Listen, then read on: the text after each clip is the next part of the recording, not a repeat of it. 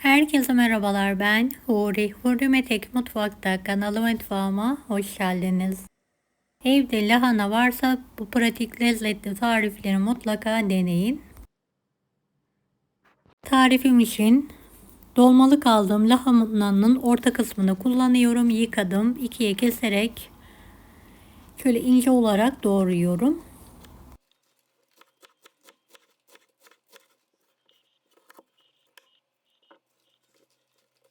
Beni hangi ülkeden veya şehirden izliyorsunuz merak ediyorum. Yoruma yazarsanız sevinirim.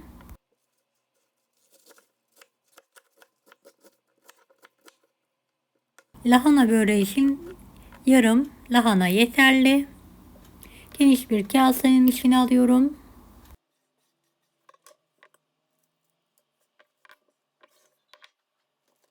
Evet, kalanını da yemeklik için doğruyorum.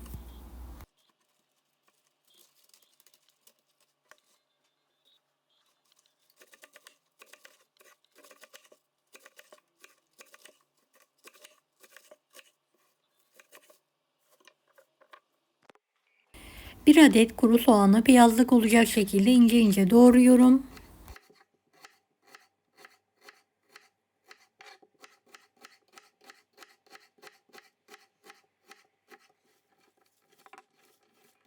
Böyle elimle ovalarak tek tek ayırıyorum.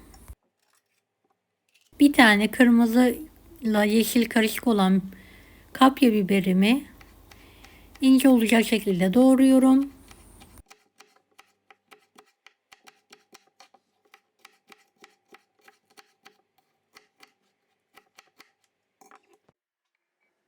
Şöyle bir tatlı kaşığı tuz serpiyorum.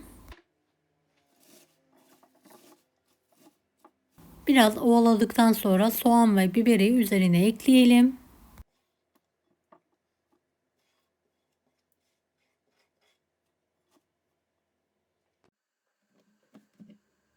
2 adet tam yumurta.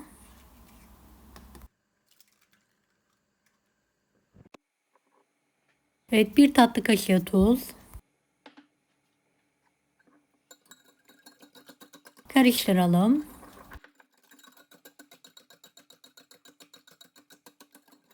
Bir çay bardağı süt ekliyorum.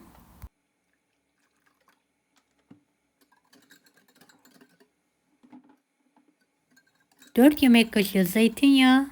Pürüzsüz olana kadar karıştıralım.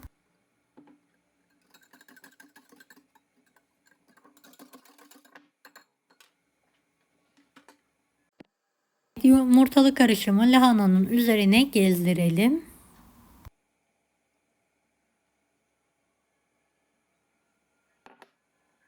Toplamda 1 su bardağı mısır unu kullandım. Baharatları ekleyelim. Karışık baharat, kekik, kırmızı toz biber, karabiber, pul biber, kimyon.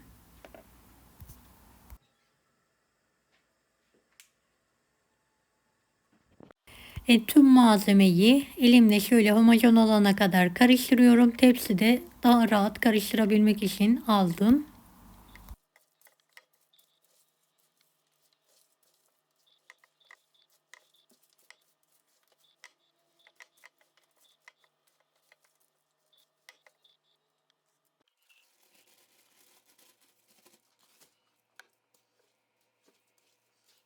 Evet, güzel bir şekilde harmanlayalım.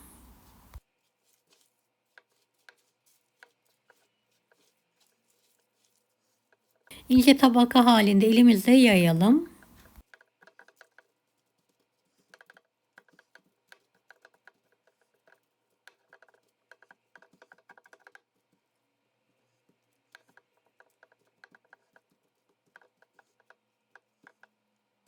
Güzel bir şekilde sıkı sıkı bastıralım.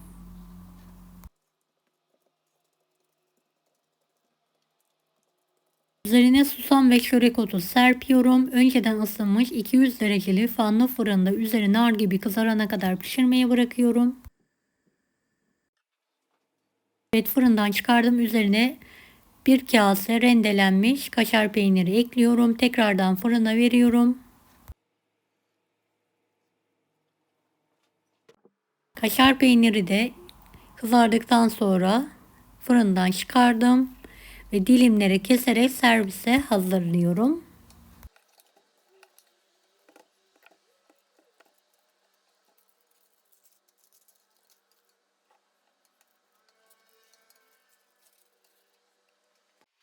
Servis tabağına alıyorum.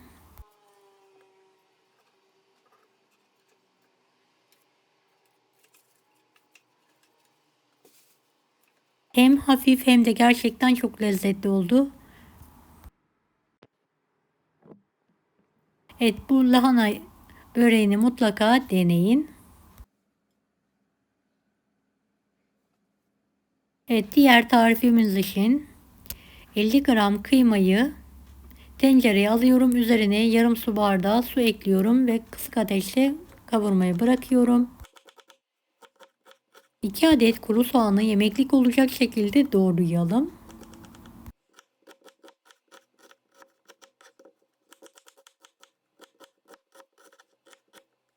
Bir tane yeşil, bir tane kırmızı kapya biberi de ince ince doğrayalım.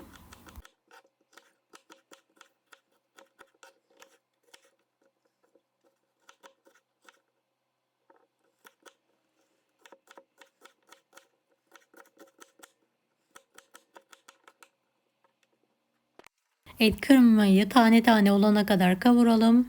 Bir miktar sıvı yağ ekliyorum.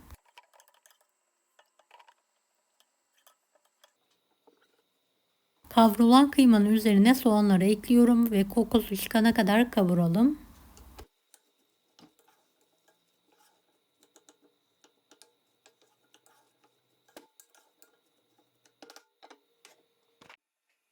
Evet, kokusu çıkan soğanların üzerine biberleri de ekliyorum.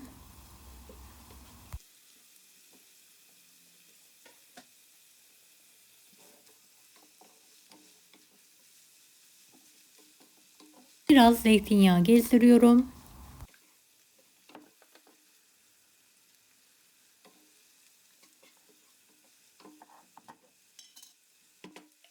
Bir yemek kaşığı biber salçası ekliyorum. Göz kararı domates suyu. Şöyle 4-5 yemek kaşığı yeterli olacaktır. Asidi çıkana kadar kavuralım.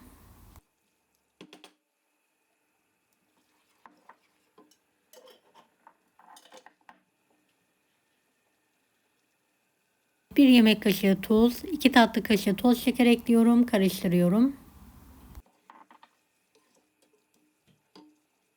Biraz su ekleyelim.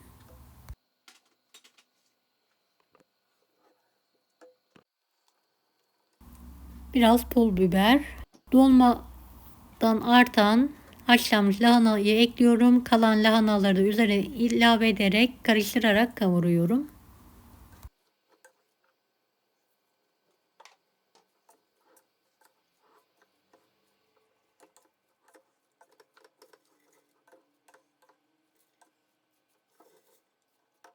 Tüm lahanayı üzerine alıyorum.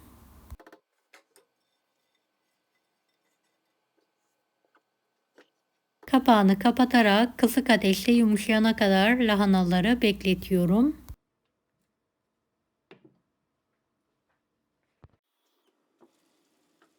Evet, yumuşayan lahanaları karıştırıyorum.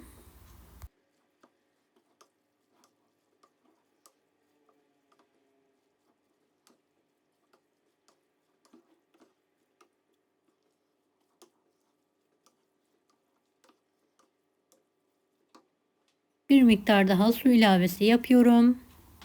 Orta ateşte lahanalar şöyle hamur gibi pişene kadar pişirmeye devam ediyorum.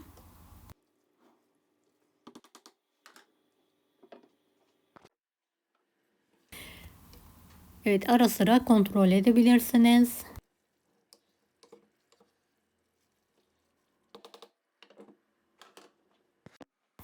Evet, yemeğim artık pişti. Altını kapatıyorum.